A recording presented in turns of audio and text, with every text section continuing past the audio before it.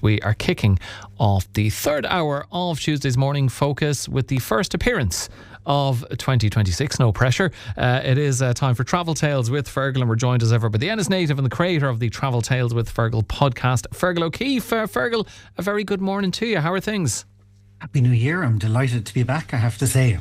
That's a big lie. Given where you're going to talk about where you've been, I'd say you'd love to still be there. Yeah, that's true. Actually, I do have slight bit of the January blues after last time I was talking to you. I said a great time to go away skiing is the week, cost wise, and snow wise, was the week before Christmas and the week after the New Year's, and I did both actually. So today is going to be a bit of a ski special. We're going to be talking about two of my favourite places in the Alps for skiing, Austria and Switzerland. Two very different places, but both for different reasons, equally as beautiful, I have to say.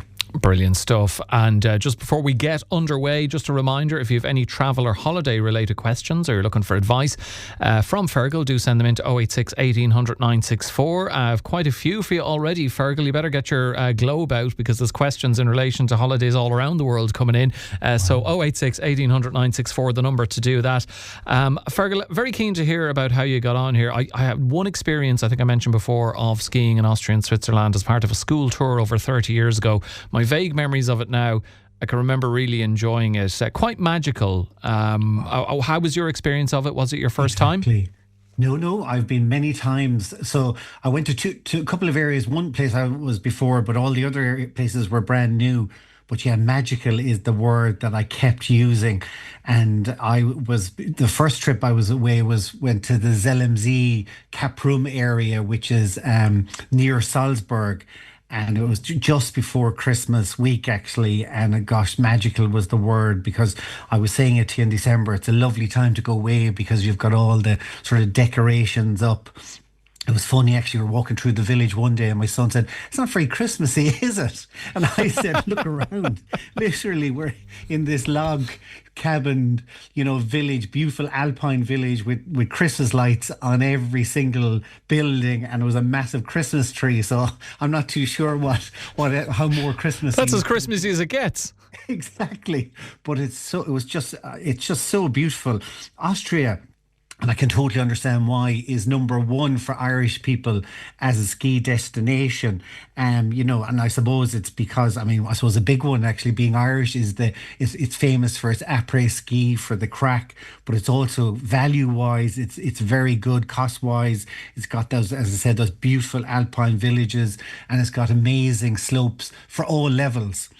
And the place that I went to, Zelmzee, was the first time I was there. Zelmzee and the village beside it, Kaprum, I would go. It's a brilliant spot for families, because it's sort of maybe amazing beginners areas, but intermediates areas. And actually, when I was getting my boots done up my line, they always ask you sort of what standard are you at, and I always say Irish intermediate. And the guy was laughing at me because, if you say you're intermediate but you're from France, it's a very different thing from an Irish intermediate when you ski maybe once a year. But it is the most gorgeous place. Zelmzee, really, really loved it. I've recommended it to loads of people already. That's sort of a bigger alpine town, and the setting is amazing because it's right on a lake, surrounded by mountains. The most gorgeous place. And the centre of town is sort of carefree, beautiful little areas with great Christmas markets that go on into January. And the village next door to it was the one where I was staying, and it was called Kaprum. But they're sort of, 10, 15 minutes away from each other on the public transport system. And anyone who goes skiing knows, all the public transport is free once you have your ski pass. Or even when you check into a hotel, you can actually, even if you weren't skiing, you can get passes from your hotel. And another thing why Austria, I would go, is so popular with Irish people is because it's very much their sort of small family run hotels. Like I was staying in a gorgeous hotel called Tarnhof right in the middle of Kaprum, but it's a classic Austrian sort of little hotels, kind of stroke B&Bs, where they do half board, so you get great value. And actually it was the first time that I had done this, like kind of half board in a hotel. with my family, and I have to say it's brilliant because in the morning you have your area, the same table for breakfast for the evening, but it takes all that pressure out off you of coming back from a long day skiing and then having to look for a restaurant or look for somewhere to go. So it's the one time where I would actually go that it's a good idea. Normally, I wouldn't be into staying and eating in the same hotel because I like to go off around the town. But after a day's skiing, and like Caprum, it's a smaller town than Zelmzee, but that's something that I've discovered last year. I was in a small town in Austria as well before Christmas, and I have to say I love going to the smaller towns because there was great. There was a couple of little après ski bars, but all you need is one good après ski bar, really.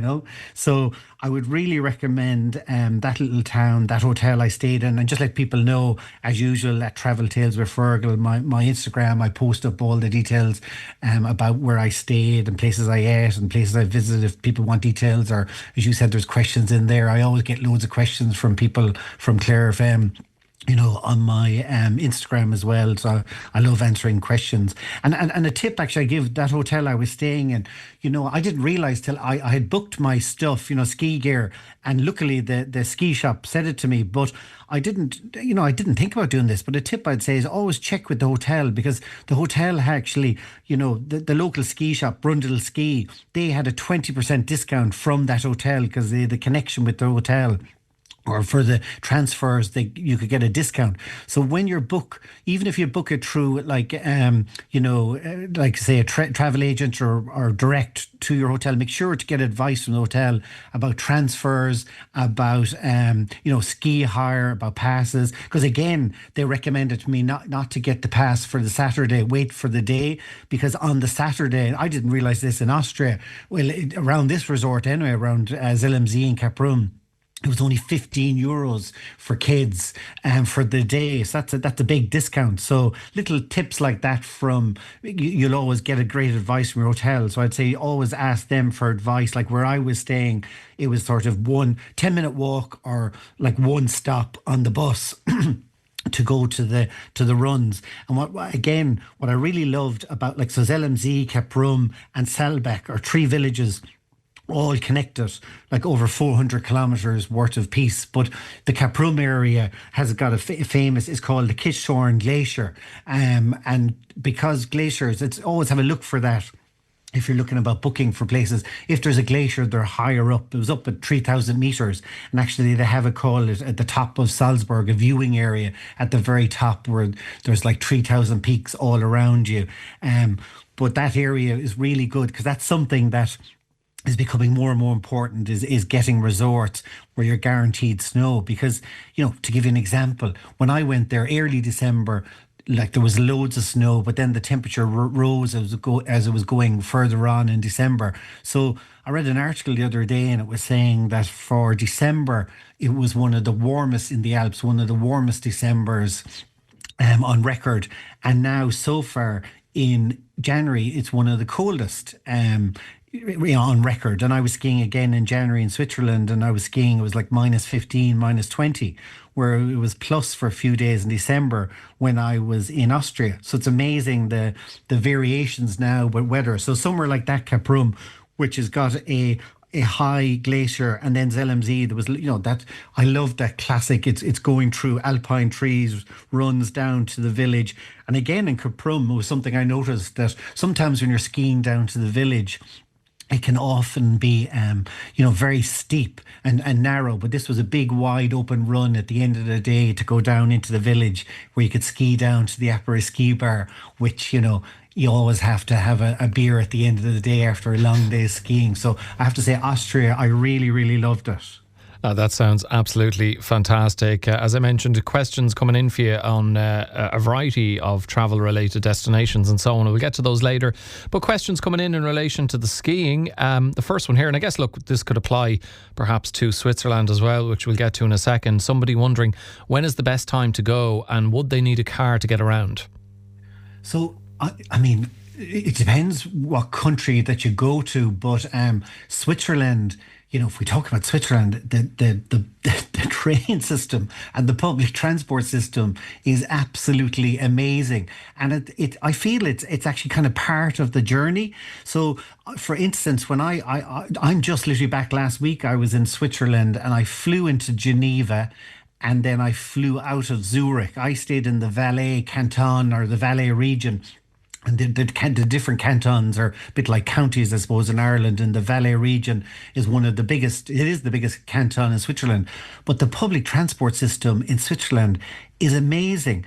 And, for instance, when I was in Salzburg, I got I got a car transfer. And when I was in Zelmsee to Salzburg airport, it was only an hour and 15. So that's a brilliant thing to have.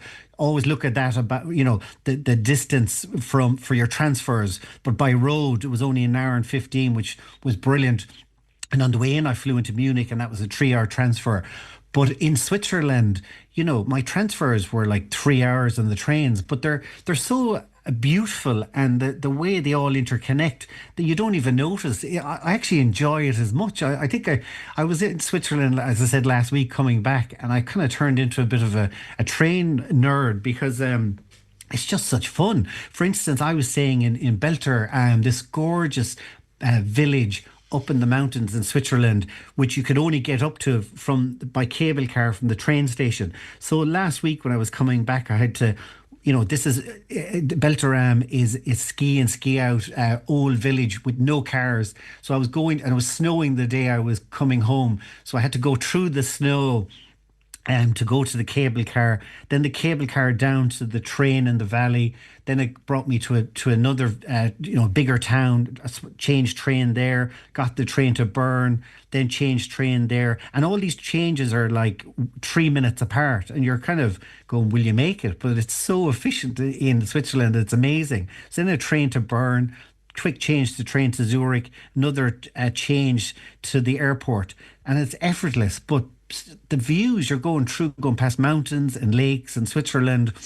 And even when I arrived into Zurich, at the platform 3 was the train I was supposed to get, but there was also platform 2, and they both looked like they were going to train station. And I ran onto the train in platform 2, and then I said to someone, is the other train the train station? So they said it was. So I sprinted over, and then there was like a guy checking tickets or whatever, and he's like going, this one was only going a minute earlier. Do you know what I mean? It was so efficient. They had 2 trains going like 3 minutes apart to the airport. So I would go in Switzerland, absolutely the trains. If you're in Austria, you can get transfers but you definitely don't need a car. I'm giving you a very long answer to say, but you don't need a car unless you're very comfortable driving. I would say just get transfers or get the public transport, or if you're in somewhere like Switzerland, get the trains, or even in Austria, you can get trains from Salzburg airport to Salzburg to Zelmsee. So there's often trains there as well.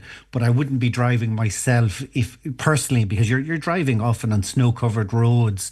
So unless you're comfortable with that, I wouldn't recommend that, Okay, well, a mixture of excellent public transport plus the potential of driving into a load of snow and icy roads is probably a good enough reason to stay away from cars. In terms of, Austria and Switzerland, it sounds like 2 wonderful experiences. Maybe it's like asking to pick your favourite child, Fergal, but when you think about all the various places you were in both countries, if you had to pick one, what would it be, and why so? So Austria is amazing for families, because you've got the smaller hotels with the half board, very good cost wise, and it's got very good sort of open runs. And then if you're up in the evening times for fun, you've got the après ski, which is great buzz for Irish people. But then Switzerland, I have to say that I absolutely loved it. Like that place I went to. So I went to a couple of places on last week on this trip. So I was in the Valais region. I skied for a day in Verbier, where I originally learned to ski there many years ago. And Verbier is very famous. There's a lot of British there. It's got amazing après ski and restaurants, amazing runs. But it's more for, I would go, maybe advanced skiers. It's kind of famous for its off piste, and it's but unbelievable, town settings, restaurants, the views. And what I really love about Switzerland is, and I said it to one of the my guide, was Swiss. I said, every time I'm in Switzerland, I always feel like I'm in the middle of the mountains. And he's like saying to me, that's because you are, which is true. So I was there. And I was, up in a glacier looking around me, and you're seeing all these famous mountains, like like when you're Verbier, you're seeing in the distance the Matterhorn. When you're over in Belterarm, you're looking over at the glacier. You're looking at the like this Altdecke glacier. It's the largest glacier in the Alps. So beautiful, amazing, big, huge glacier, and you can see the Eiger in the distance.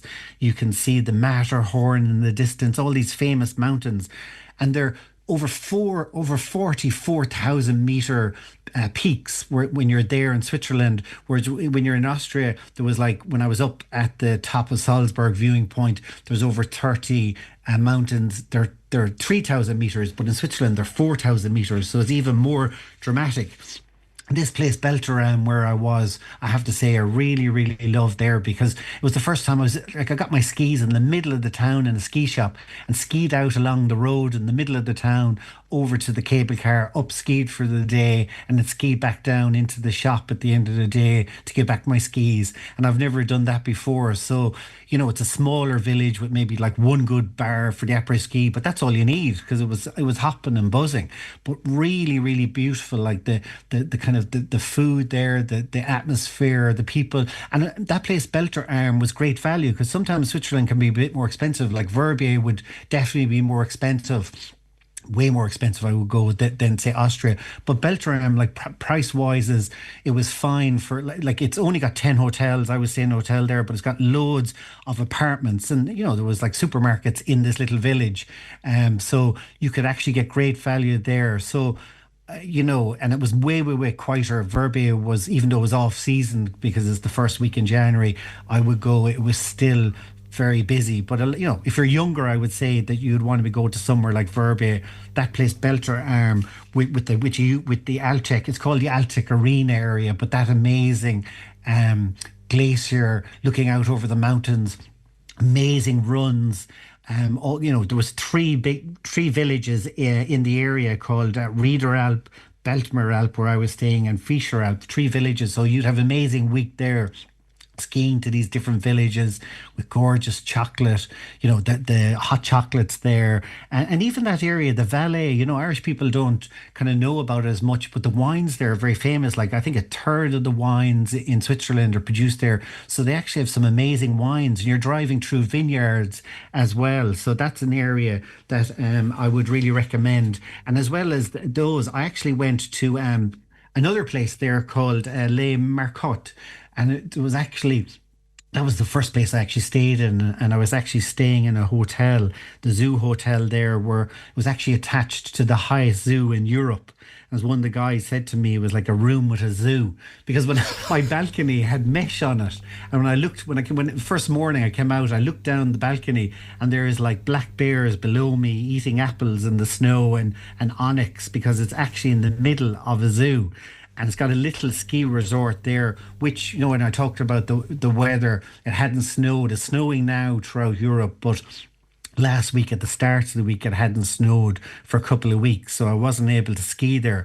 But Les Marcottes is a lovely little resort with, some lovely runs, and it's famous. It's actually famous for usually having amazing snow. It's all natural there, whereas most resorts now in Europe kind of produce artificial snow when the temperatures are low enough. So say in Verbier and in Belterarm, they were able to produce snow because of the temperatures. Like when I was skiing last week in Verbier, it was nearly -20, but it was really sunny. So, we were talking about like this time of year getting some sun. So even though it was cold, it was so sunny there. So, yeah, I haven't really answered your question though, which I prefer, because I absolutely love both. It sounds like you're spoiled for choice, and I'm just thinking we were all, worried about the icy conditions here in recent days, of -1 and so on. -20 is quite the jump. It would be hard to deal with that. Just before we get to the listeners' questions, Fergal, you were talking about Verbier, and I know you're not one for dropping names, so I'll tee you up for this nicely. You've met some very famous people there, or rather, should I say, they met you. Who have you bumped into in the bar in Verbier?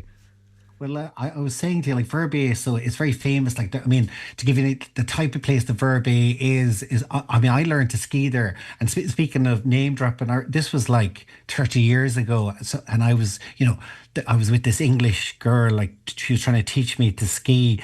And she kept saying to me, like, don't worry, it'll come back to you. And I'm like, there's nothing to come back to. She couldn't get her head around that this guy in his late 20s was learning to ski. But the week before, she'd been teaching Clive Woodward, the English, at the time, the English rugby coach, to snowboard.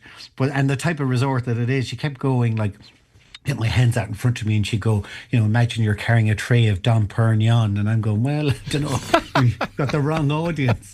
But there's a very famous bar there called Faraday. So the last time I was there, actually, I was with a couple of guys from Ennis, and one of my mates, Sean O'Neill, you'd know him. He's on your show. He's talking about the roads in Ireland. He was up at the bar getting a few pints, and there was a guy passing the pints out to him because it was a packed bar.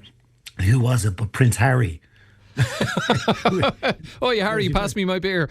Yeah, Prince Harry was passing out the beers to a bunch of these Ennis guys. And another time I was in the same bar, I met Lawrence Delalio, who was playing for England at the time. So yeah, so it's that sort of place. Like there's a cable car called after James Blunt there. But so there's a lot of Brits that go there. I noticed that even in the restaurant, when I was eating in the restaurant one day, it was more English accents than Swiss accents. But it is very famous for its skiing and for off-piste. So, and it actually is the most, ski runs in Switzerland. So it's the biggest resort in Switzerland. So it's called the Four Valleys area. So it would be very popular. But I have to say, for me, I really love now that the smaller resorts. I think it's because I'm more inclined to get up early, go to bed early. But these smaller resorts like Belter Arm, I really love there. And I was talking to the local guide as well, who was saying that'd be amazing during the summer. And even, I was talking to you about ZLMZ. ZLMZ do this thing in the summer, like in May, they call it, it's like the World Ski Golf Championships. And you ski in the morning and you ski down the mountain and then you play a golf competition. And I have my latest Travel Tales with Fergal is actually out today. So if you want more information on Austria, it's all about the Austrian special today, ZLMZ Keprum special. And Rob Ski is the ski expert journalist from the UK who I'm interviewing for that. And he actually did that. Like, so he said it was like carnage watching all these people these golfers skiing down the mountain. But he actually won it. So the guest on my podcast today won that. But yeah, that'd be an interesting one, wouldn't it? Very interesting, yeah. I think most of us, like yourself, Fergal, we'd struggle with the skiing part, never mind adding golf into the mix as well. So that's the first episode of brand new season 9 out today with Rob Ski Rees. Make sure you check that out. Before we let you go, Fergal, I did say listeners have been sending in questions. The first one is in relation to skiing, and it's somebody saying, hi Fergal, where is the best value skiing in Europe with the most slopes? From Shannon Airport. So from Shannon Airport, I tell you what, Cork, I would, not from Shannon, but from Cork, you can actually fly to Salzburg from Cork. And that is an amazing airport because it is a tiny airport, but really good to get in and out and quickly.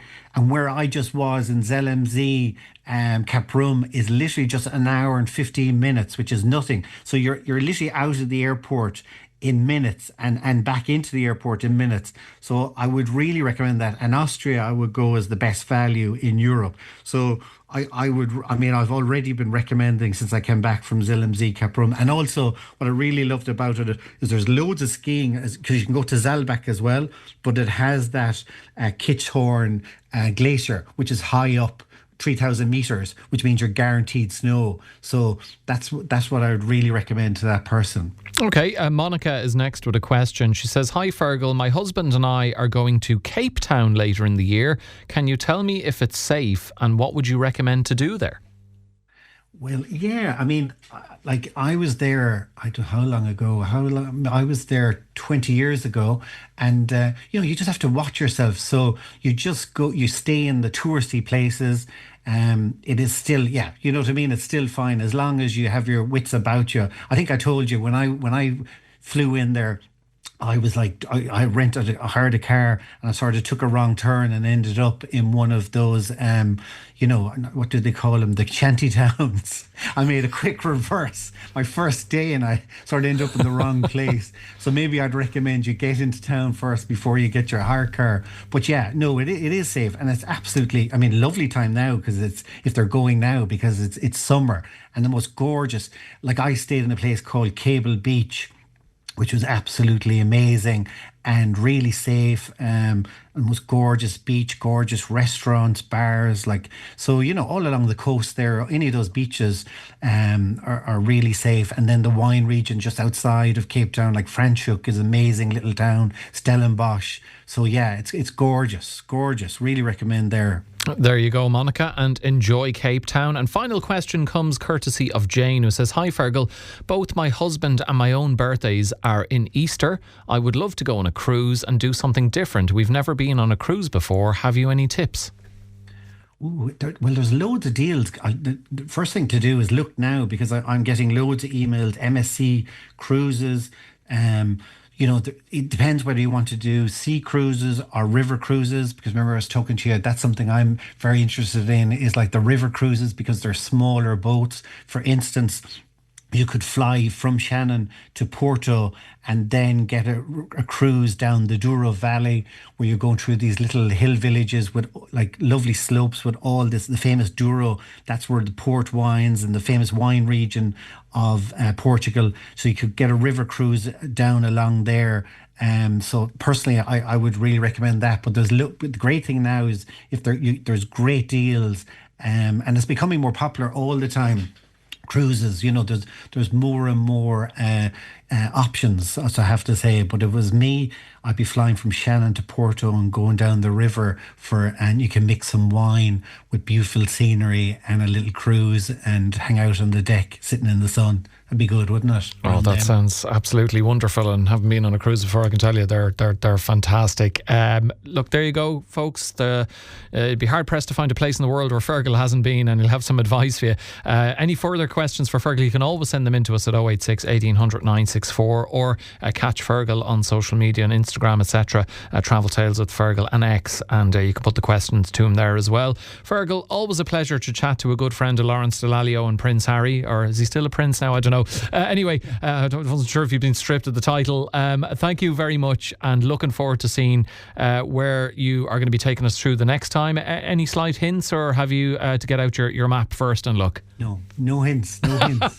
You have to tune in. Okay. Month. He's a tease, folks, and make sure you check out the opening of season 9 of Travel Tales of Fergal. Always a pleasure, Fergal. We'll chat to you again soon. Take care. The wonderful Fergal O'Keeffe, the Ennis native and the creator of the wonderful Travel Tales with Fergal podcast.